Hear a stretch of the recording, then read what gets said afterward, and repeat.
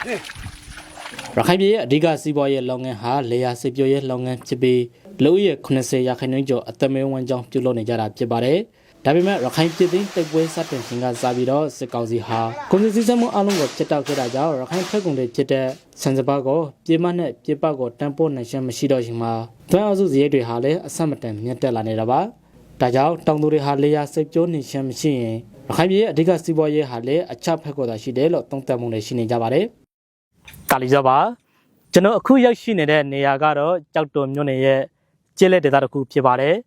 ်ဒီဒေသဟာဆိုရင်လေယာစစ်ပြိုရဲ့လုပ်ငန်းကိုအဓိကလုပ်ကင်ကြပြီးတော့အခုလာမယ့်မိုးရသည့်စပါးစစ်ပြိုရှင်အတွက်ဒီဒေသကတောက်သူတွေအစံသက်ဖြစ်နေကြပြီလားရခိုင်မှာတိတ်ပွဲတွေကြောင့်73စီတက်မြေဩဇာနဲ့စက်ပစ္စည်းတွေဇင်းတို့မြတ်တက်မှုတွေကြောင့်ရခိုင်ကတောင်သူတွေအရှုံးပေါ်နေရတဲ့အထက်မှာဒီနေ့မိုးရသည့်စပါးစစ်ပြိုဖို့အတွက်တောင်သူတွေဘလို့စင်ခုမှုတွေနဲ့ရန်ဆိုင်နေကြရလဲဆိုတာကိုကျွန်တော်တို့ DMG ကကွမ်းဆန်းမင်းမြတ်တက်ဆက်သွားမှာဖြစ်ပါတယ်လေစိတ်ဖို့တဲ့တော်ဒီကတော့ဟာအဆန်တန်းတို့ဟာဖရိတ်တယ်လို့ပလို့လို့မရပါသည်အခက်ခဲဟင်းပါ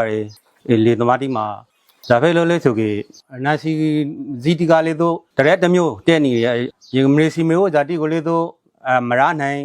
ရာဖို့သာဟင်းစားကလေးတို့ခက်တယ်အလွန်တရာမဝင်နိုင်စဘောဆန်တီကိုလေးတို့ဒီရောင်းလာဇာတိကလေးအခက်ခဲဖိတ်တွေတွန်းတဲ့လေသမားတီမှာတေးရှိဝင်ရှိတီကပြန်လောက်ဇာတိလေးတို့အဆန်မပင်နိုင်သည်ဒီပဲတေးလို့ဖို့အခုလောက်တော့ငေါမရ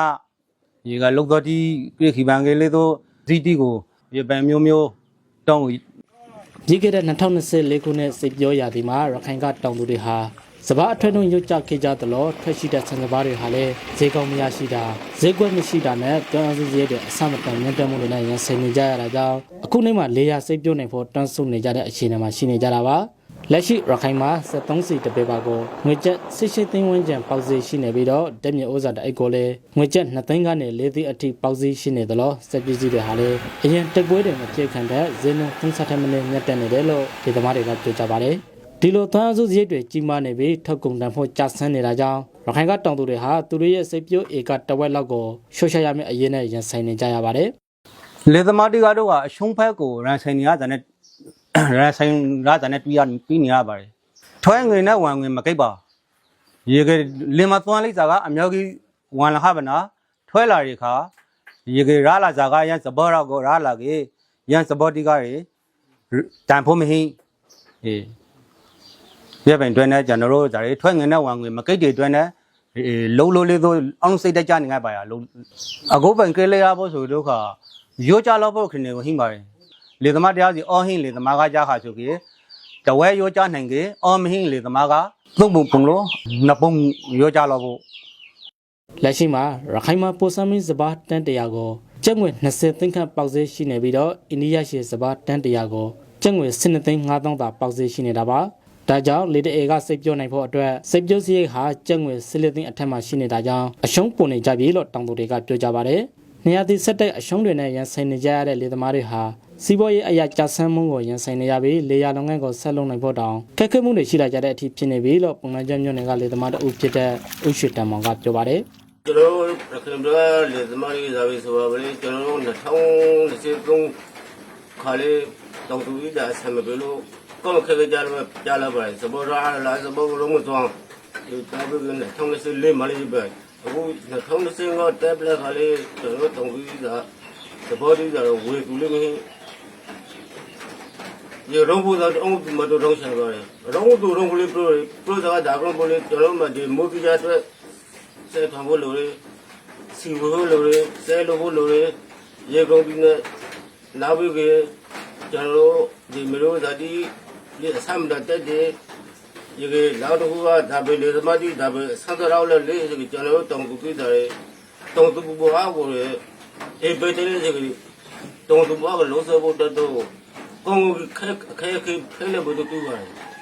ရခိုင်မှာတိုက်ပွဲတွေဖြစ်ပွားကြတဲ့ကလေယာထက်ကုန်တွေဖြစ်တဲ့ဆန်စပါးတွေကိုပြင်မဖက်နဲ့ပြင်ပနိုင်ငံတွေကိုတန်ဖိုးတာမရှိနေတော့သလိုအရကတက်တော်ကဖွင့်စေထားတဲ့ကုန်သိကြီးများအတန်းကလည်းရခိုင်ပြည်တွင်းကဆန်စပါးတွေကိုအပြည့်အဝဝေယူနိုင်တာမျိုးမရှိဘူးလို့ဒေသမားတွေကပြောကြပါတယ်ဒီလိုအရှုံးတွေနဲ့စက်တိုင်းရန်ဆိုင်နေကြရတဲ့တောင်သူတွေဟာလေယာလုပ်ငန်းကိုဆက်လက်လုပ်ကိုင်နိုင်ဖို့အရကပြည်သူတော်လှန်ရေးအစိုးရအနေနဲ့တောင်သူတွေကိုအတိုးနှင်းစစ်ပြိုးရေးရှင်းငွေတွေထုတ်ရှင်းပေးဖို့နဲ့တက်မြေဩဇာ73စီစင်းလုံးတွေကိုလည်းနှင်းနေပေးဖို့လိုလားနေကြပါတယ်အရင်ခါပဲကျွန်တော်တို့ကဟို စိတ်ပံကိုအရင်ခါဆိုစိတ်ပံကိုထက်တယ်မဟုတ်ပါလေဒါပဲအတူနုတဲ့တဲ့နဲ့ဒါပဲရှင်းဝေတီကိုနည်းနည်းပါးပါးအထောက်ကူပြလိုက်ကြလို့အရာကတက်တော့အထောက်ကူပြလိုက်ကြလို့တောင်တူတူနည်းနည်းပါးခံစားရင်းကို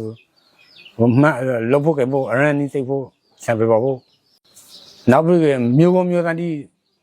မင်းပြရဖို့ဆိုတော့ပါလေချွန်းနုကောင်းပါလေမေစီမျိုးဇတိကိုရေတာကြီးရဲ့ပန်လေသမားတိတောင်တူတီတွန်းနေအောင်သဘောကြီးနဲ့ကိန်းအောင်ထောက်ပြရပါဖို့ဒီပဲစမလေသမားနင်းဘောစေဝန်ဆောင်မှုခံစားခွင့်ငါပါလေ ရခိုင်ပြည်မှာလေစပါစစ်ပြုတ်ဧက12သိန်းကျော်ခန့်ရှိပြီးပြီးခဲ့တဲ့2024ခုနှစ်စစ်ပြုတ်ရတဲ့ကလေဧက7သိန်းကျော်ခန့်သာစစ်ပြုတ်နိုင်ခဲ့တယ်လို့လေသမားအရေးစောင့်ကြည့်နေသူတွေကခန့်မှန်းထားကြပါတယ်။စပါစစ်ကွက်မရှိပဲဈေးကောင်းမရတာတန်းစုစီရဲ့အစမတန်မြင့်တက်မှုတွေကြောင့်စစ်ပြုတ်ရသူ200တိဆက်တဲ့အရှုံးပွင့်နေကြတဲ့ရခိုင်ကစပါစိတ်တောင်တွေရဲ့အနာဂတ်ဟာလည်းနေရာမတိကျတဲ့အခြေအနေမှာရှိနေသေးတယ်လို့ပြောဆိုနေကြကြောင်းပါခင်ဗျာ။